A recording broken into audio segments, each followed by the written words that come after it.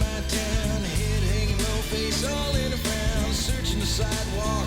What are they looking for? They're looking for Jesus. He's the cure.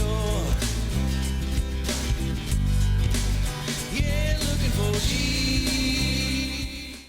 I want to do something. We've got a special treat tonight. So we've been talking, and I've been telling you a little bit about Anchor Ministries, but I want to give you a chance. We've got a chance to hear from our founder and president, Bobby Lawrence. And so welcome, Bobby Lawrence.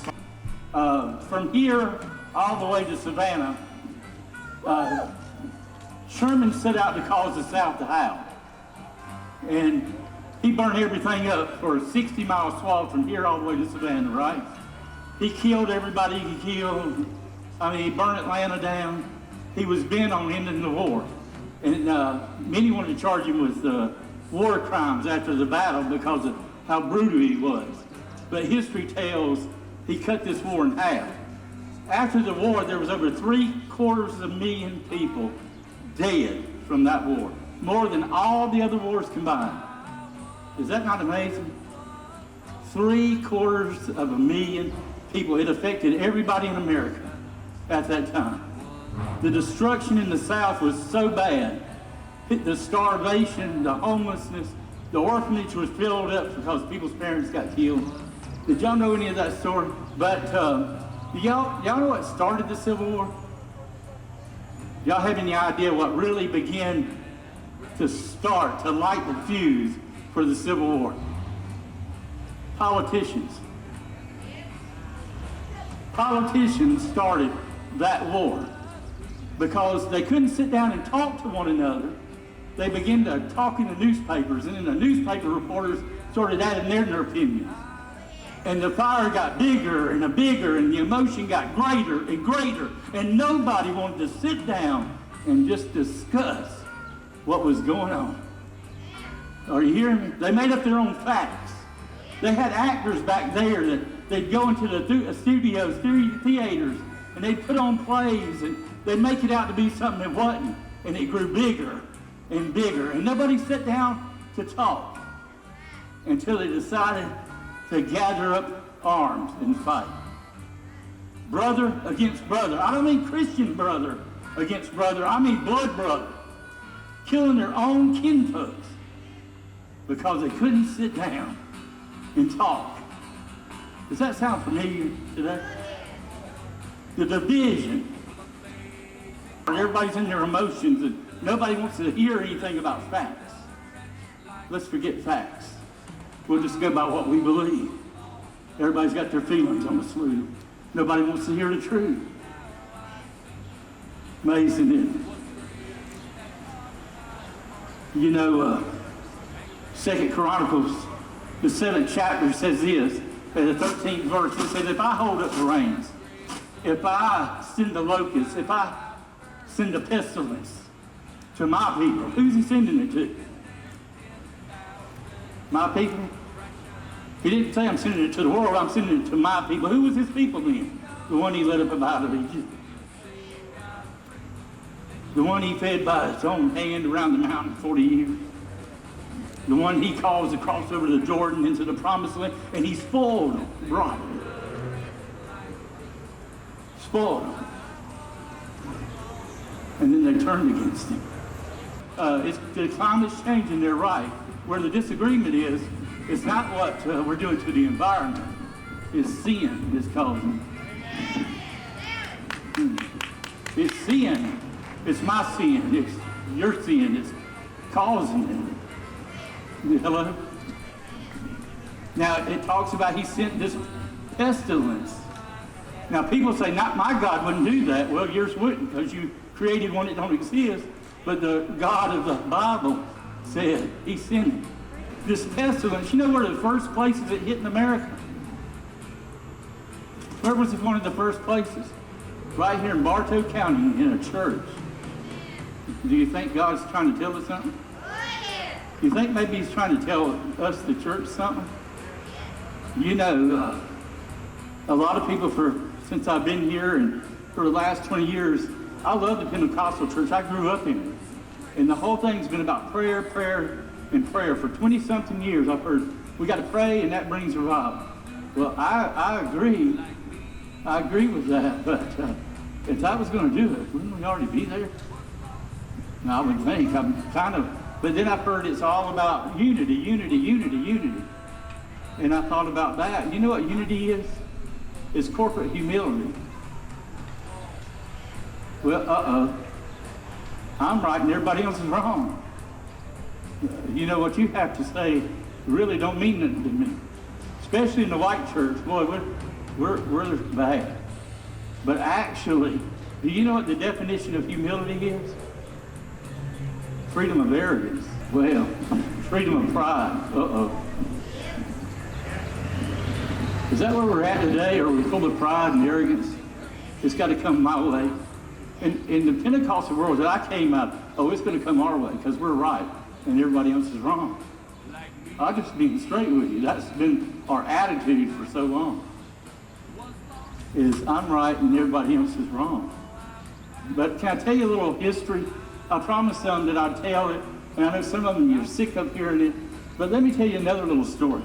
You know, one, and if you go to Jeremiah 6:16, it says, the Lord says, stand ye in the way and look for the old path and walk therein, and you'll find rest for your soul. But what did they say? Oh no, we don't want to go that way. They knew the way, they didn't want to walk that way.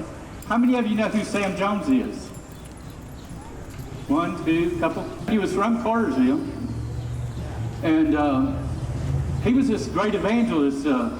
Most people don't know about today, but he goes down to a town just this side of Athens, and everybody in that town got saved. They changed the name of the town to Newbern, Georgia. Now they changed it to Newbern, but if you go to their Newbern's webpage, you'll see they tell about the story about Sam Jones coming to town, right? So newspapers started following him around, and all of a sudden he goes down to Macon, Georgia. Over 100-something saloons shut down, brothels shut down, profanity stops, gambling stops.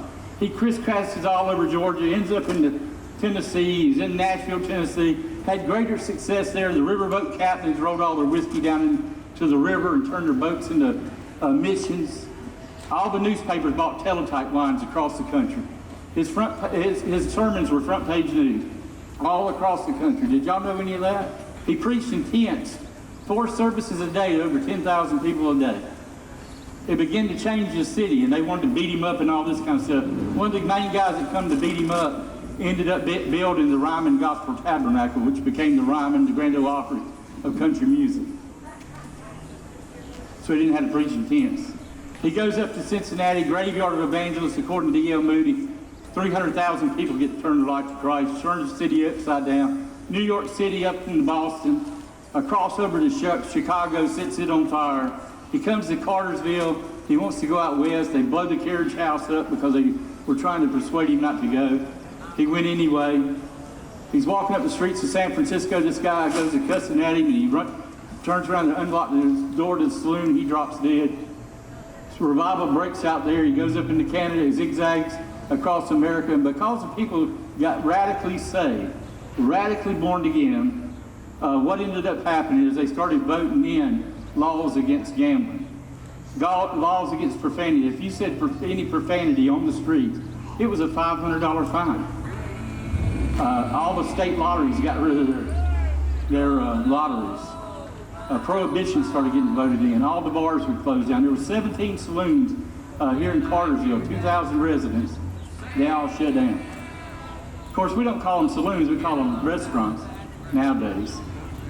But after all this history I'm telling you about the great revivals that happened in the 1800s and all this, Billy Sunday after him, everywhere he went, Finney before Sam, wherever he went, saloons shut down. Jonathan Edwards, they stopped drinking in all the places. Right here in the city of Cartersville, the church, Sam Jones Methodist Church, there, he paid for that building out of his own pocket. They're going to build a saloon right across the street. And the church wasn't against it. The city council and the mayor decided, hey, you know what, let's go ahead and do open containers in the city. So now we have open containers. You can drink anywhere in the city. The state of Oregon had the same thing, but they went a little further this past year. They voted in and they legalizing hard narcotics. That'll come to Cartersville eventually if we don't stand up and fight it. What do y'all reckon? Are we just too divided? Now, we can't do nothing about all the country. Everybody knows politics is all local, but we can change things here. You know what I'm saying? If we use the Bible as a standard. Hello?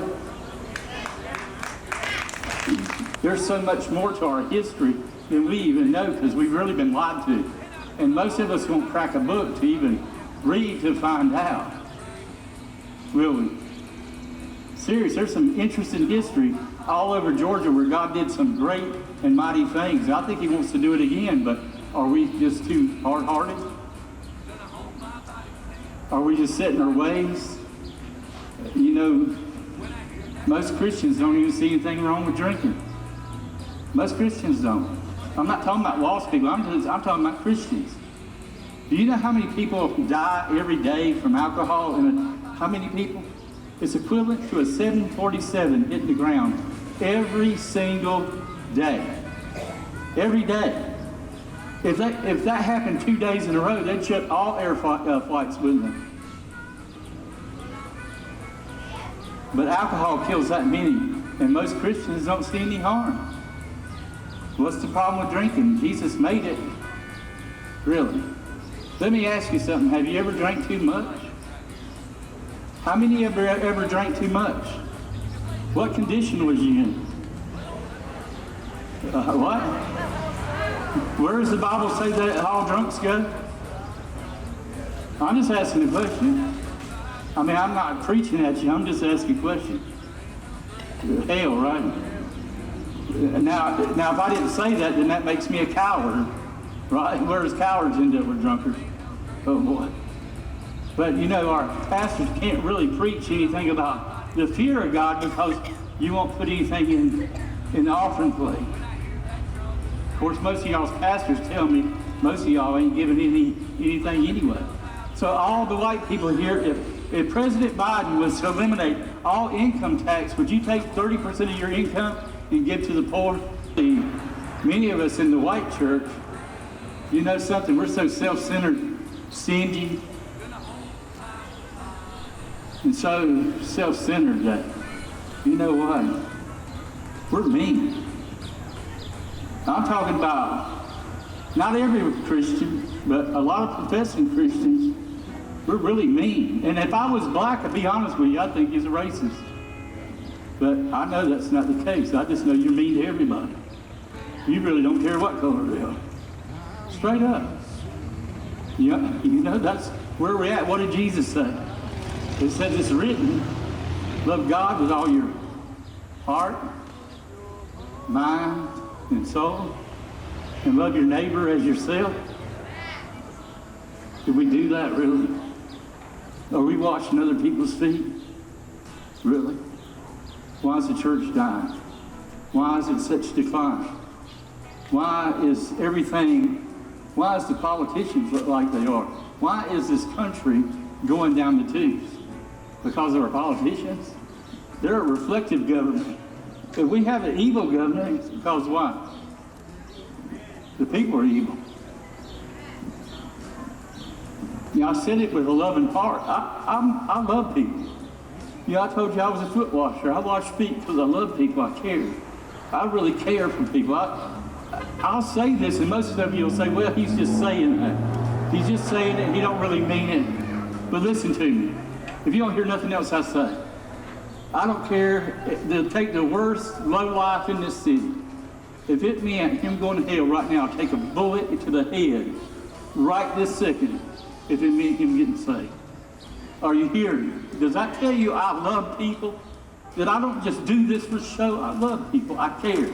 I'm not trying to be hurtful to anybody. Something's off. Now, I've done said enough. People ought to be repenting already, but guess what? You don't fear God. Something's wrong with us. We don't have, there's no fear of God here. And we live in a city that, man, most people believe revival's going to break out here. People from all over come here. And I'm thinking, you know what, God, we don't fear you. we don't repent. We just go on, and we're mean. And I'll be honest, now listen to me, black people, I love you. I do a lot of stuff for black people because I love you. Not for other reasons. In fact, I had one black pastor call me a racist because I help people. He says I'm just doing it because, just to make myself feel good. No, if he knew what it cost me, he couldn't stand flat-footed and say that. But let me tell you a little story about this little baby, black baby born in rural Mississippi in 1954. Poor. She was born to an unwed 18-year-old mother. Brought up hard, rough. They moved around, ended up in Knoxville, Tennessee, ended up in Nashville, then in Milwaukee. At 14, or even younger than that, her own cousin's uncle molested her. Made her feel like dirt. Are you hearing me? Made her feel this small. When she gets up to Milwaukee, she accidentally gets pregnant. At 14 years old, she loses her baby. Her life is devastated. You'd think it's over for this little girl. So many black kids in our community now are suffering the same kind of stuff. The hurt and the pain and the heartache. That's the one thing we all do have in common. We've all had heartache. If you ain't, it's coming. You hear me? Listen to what I'm trying to tell you. I'm just trying to tell you the truth. So listen, she ends up getting a job in high school as a DJ at a radio station. She worked her way up to become the most wealthiest black woman in North America. She was the first double billionaire. Now she is probably the most wealthiest black female in all the world. Y'all know her as Oprah. Did y'all know her story? Do you know America has created more wealthy blacks than any other country on planet Earth? More millionaires and billionaires than any place on planet Earth. And even Oprah, with an incredible story, she'll tell you there's many ways to God. And then she lights the very bridge she walked over to get where she's got. Have you ever asked yourself why some of these real rich blacks burned the very bridge they walked on and call it systematic racism? If it's that, I kind of wouldn't mind somebody discriminating against me. Straight up. Have you ever asked those questions? Really? There's another thing that I'm curious about. Like I said, black folks, I love you. You can't say I don't love you. But you know, Obama's Justice Department said that the police were underestimating deaths caused by police officers. So they went back and did a data study, and they found out actually all the way back to 1933, they were right on it. In fact, it's been ticking up. Murders caused by police officers ticked up. And in 2015, when they started this research, Eric Calder, the Department of Justice, the Washington Post started working with them. And they started keeping up with this. How many people you think got killed from 2015, I mean white, black, everything, till right now? 6,211. Whites, blacks, Hispanics. From 2015 to April the 14th of this past month, 6,211. So they had 2,881 were white. They had 1,496 were black. They had 100 and some odd Hispanics. Native Americans was like 28 people. So they said, okay, so here's the deal. They said 6% of the whites were unarmed. 2% were the blacks were unarmed.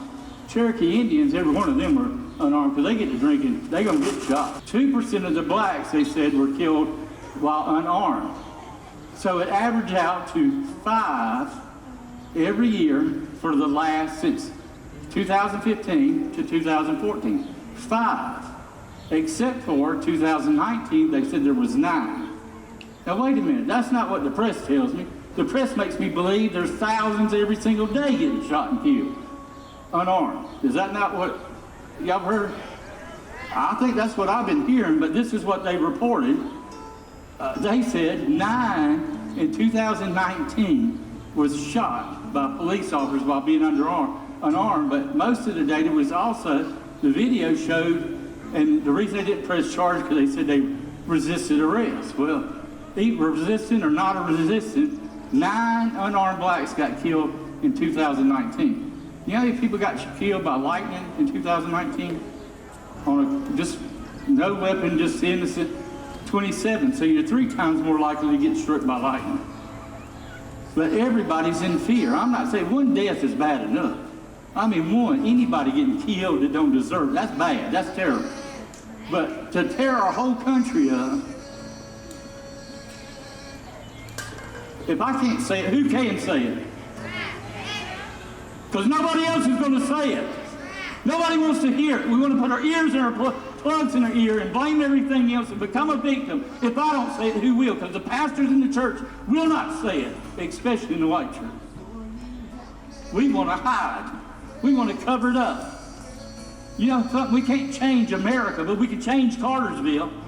You don't want a racist cop? Hey, let's get the right kind of city council and the right kind of mayor and get the officer. Let's give them a litmus test. Hold the Bible up and ask them, where do you stand on this?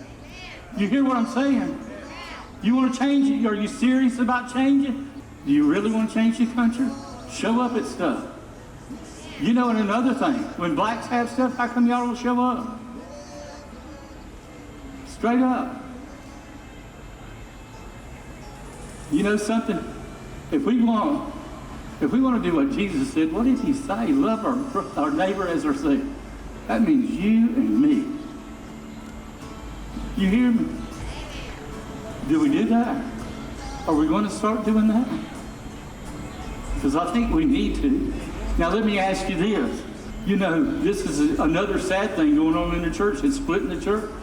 Methodist church, I got some good Methodist friends I love here. They're godly people. But we're scared to call things out. We're petrified to tell the truth. You hear what I'm trying to tell you? Listen to me. But when we agree with sin, what does that do with us? I love homosexuals. And we can say everything Paul wrote is archaic, and we can tear it out of the Bible, and we can tear up the Old Testament. But let's just go by what Jesus said. Because most of the homosexuals believe they're born that way. And the church is giving them an excuse and laying a feather bed for them and say, yeah, they're born that way. Well, here's what Jesus said. It's written. Listen to me. You must be born again. You can't stay that way. They give the same excuse to alcoholics and drug addicts. You know, you're born with a disease. Baloney. You lack self-control. In fact, you're not an alcoholic. You lack self-control. Paul, when he preached, what did he preach to Felix that caused him to shake? What was it? God's righteousness, self-control, and God's judgment to come. Maybe that's what's happening in our churches today. We're not preaching the whole gospel, the whole thing. Are you hearing me? But in the Pentecostal world where I came from, we just want to get in the presence. The presence will change me. You hear me? It'll change me. The presence of God will change me. It didn't change those thieves in the temple, did it? They were in the manifest presence of God and had no effect. It took the word to come in and run them out. I need God to do that to my heart. Are you hearing me? This is what we need to happen in our own hearts. The hate, all the other junk. The problem is so many of you got so much hate even for your own family members, your own mamas. You know what most of the people that are sick, their most biggest problem is? Serious. I had a doctor tell me this. He said, Bobby, 70% of my patient's problem is unforgiveness. And then for the lost, listen to me tonight. We live in a fallen world. It's imperfect. It's terrible. It tells us in the scripture, it's a fallen world. As soon as you start playing a victim, it's over for you. You might as well throw in the towel. As soon as you start playing a victim, it's over. You hear me? Stop playing a victim. You ain't a victim. It's life. Get up. I've been dead. In 1983, I was killed in a horrible accident. Saw my dead body laying on the ground. People standing around me. I can tell you right now, there's a heaven or a hell, regardless if you believe there isn't one or not. Are you hearing me? In 2012, I was on life support. I saw hell and heaven again. It is literally a real place. And we're all born in a river headed to hell. I was, everybody. Every single one of us born. That's John 3:18, read it. But here's what God done. He sent a life raft, John 3:16. He sent his son, Jesus. And all you got to do is get in. But you can reject the life raft.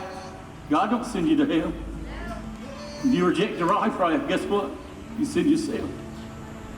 You don't want to go. I'm telling you what I saw. You hear me? And there's a lot of people calling themselves Christians because they made a decision or they profess Christ. It's written, you honor me with your lips, but your heart's far from me. Are you hearing me? Jesus said, you must be born again. You know, a lot of people say, well, what does that look like? I don't know. I had to pray till I knew that I knew I had it. I couldn't just make one little prayer. I had to keep praying and praying until I knew I wanted to be saved. I just knew. You have a chance tonight. Are you hearing me? To give your life to Christ. I ain't got all the answers. All I know is pray till you know that you have it. I don't want you to make a decision. Are you hearing me?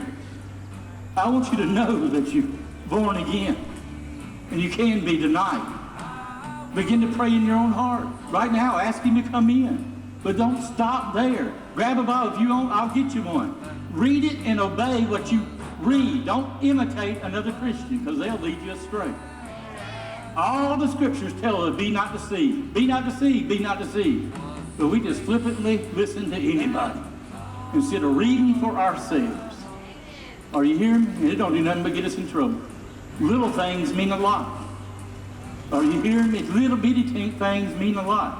You know, on the Titanic, it just had too small of a rudder to turn. It couldn't miss the iceberg. They're trying to turn it, but the rudder was just a little too small.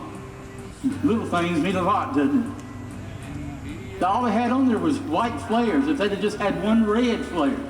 A white flare meant celebration. A red flare meant emergency. All they had was white flares. If they just would have had one little tiny red flare, they could have been saved. There would have been a ship there in no time to save everybody there. Little things mean a lot, doesn't it? Do you know they used to drop a bucket into the water and check the temperature? The rope was a foot too short. So the ship's mate pulls the bucket up, goes into the bathroom, runs the tap water, measures the temperature, and it wasn't below freezing. He writes the temperature. The captain looked at it and he said, all is fine. Full speed ahead for just a short piece of rope. Little things mean a lot, don't they? Don't mistake my passion for anger, because I'm not angry. I love people.